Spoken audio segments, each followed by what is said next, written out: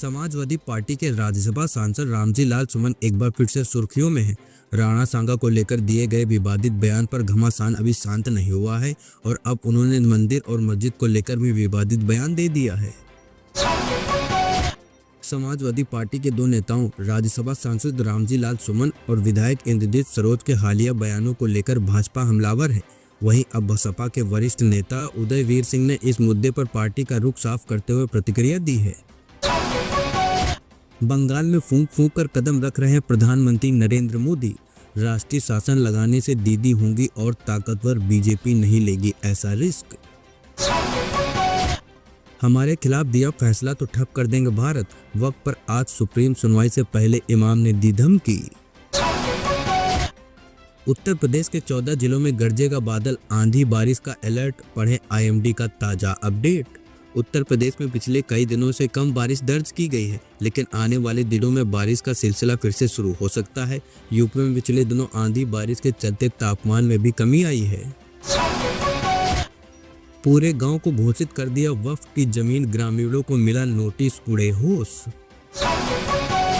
उत्तर प्रदेश में 6 जिलों के डीएम समेत 16 आईएएस अधिकारियों का हुआ तबादला, सूची आई सामने। उत्तर प्रदेश के बहराइच में मंगलवार दोपहर को बस की टक्कर से ऑटो के उड़े परकच्चे। शादी की दावत से जा रहे थे एक ही परिवार के 5 लोगों की गई जान। अब चलती ट्रेन में भी मिलेंगी एटीएम से पैसे निकालने की सुविधा, शुरू हुआ ट्रायल। उज्जैन के मंदिर में दर्शन पूजा करने गए विदेश मंत्रालय के अफसर को कर्मचारी ने मारा थप्पड़। इंस्टाग्राम पर मिला चैलेंज तो उत्तर प्रदेश के 16 साल के लड़के ने दांतों से खींचा 1500 किलो का ट्रैक्टर। वेंटिलेटर सपोर्ट पर रखी गई एयर होस्टेस के यौन उत्पीड़न के मामले में मेदांता हॉस्पिटल ने जारी किया बयान।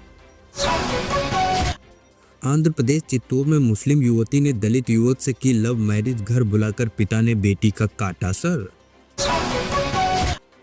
रूमर्ड गर्लफ्रेंड सोफी के साथ कथावाचक धीरेन्द्र साक्षी से मिलने गए शिखर धवन, सामने आई तस्वीर।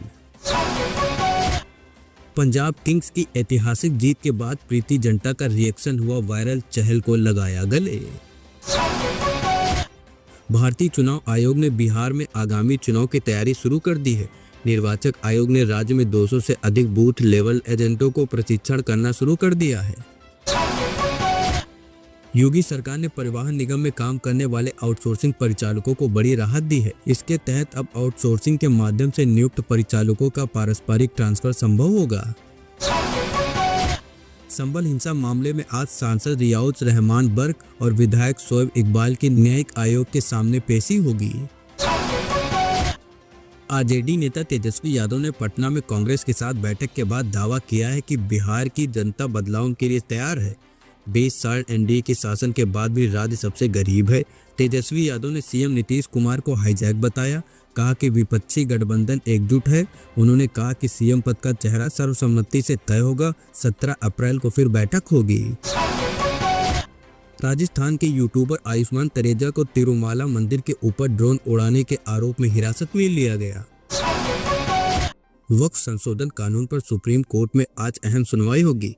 प्रधान न्यायाधीश संजीव खन्ना की अगुवाई में 3 सदस्यीय पीठ याचिकाओं पर सुनवाई होगी। मुंबई पुलिस कांस्टेबल को एक धमकी भरा कॉल आया है, जिसमें पूरे मुंबई को उड़ाने की धमकी दी गई है। फोन करने वाले शख्स ने खुद को डी कंपनी का सदस्य बताया, जो अंडरवर्ल्ड डॉन दाऊद इब्राहिम द्वारा लीड की जाती है। पुलिस ने तुरंत जांच शुरू कर दी है और सुरक्षा बढ़ा दी है। मामले की गंभीरता को देखते हुए उच्च स्तरीय जांच की जा रही है। देवघर में उपायुक्त विशाल सागर ने जनता दरबार का आयोजन कर आम लोगों की समस्याएं सुनी। साथ ही शहरी और ग्रामीण क्षेत्रों से आए लोगों की विभिन्न विभागों से जुड़ी शिकायतें दर्ज कराई। गुजरात कांग्रेस की बैठक में राहुल गांधी ने 2027 के विधानसभा चुनाव को लेकर नेताओं को जिम्मेदारी सौंप दी है। उन्होंने कहा है कि टिकट और पद केवल उन्हीं को मिलेगा जो जनता के बीच सक्रिय हैं और चुनाव के समय पर दिखने वाले लोगों को मौका नहीं मिलेगा। महाराष्ट्र के बीड जिले में मंगलवार को यहां एक बीजेपी कार्यकर्ता की दिन दहाड़े निर्मम हत्या कर दी गई। महाराष्ट्र के नासिक में अवैध दरगाह को हटाने को लेकर हुआ बवाल, 31 पुलिसकर्मी और अन्य घायल। पंजाब किंग्स ने डिफेंस किया आईपीएल इतिहास का सबसे छोटा टोटल। महाराष्ट्र में हादसे के बाद पलटा पेट्रोल का टैंकर, लोगों में पेट्रोल लूटने की मची होड़। इलाहाबाद हाईकोर्ट ने ज्ञानवापी विवाद केस में सुनवाई 5 मई तक के लिए टाली। सोशल मीडिया पर खबरें चल रही हैं कि दिल्ली में नई पॉलिसी के तहत सीएनजी ऑटो रिक्शा और गाड़ियां बंद हो जाएंगी। इस पर दिल्ली के परिवहन मंत्री पंकज कुमार सिंह ने कहा, ऐसी गलत सूचना है कि ऑटो रिक्शा बंद हो जाएंगे। ऐसा कुछ नहीं होगा, सभी वाहन चलते रहेंगे। दिल्ली के लोगों को सभी अच्छी सुविधाएं दी जाएंगी।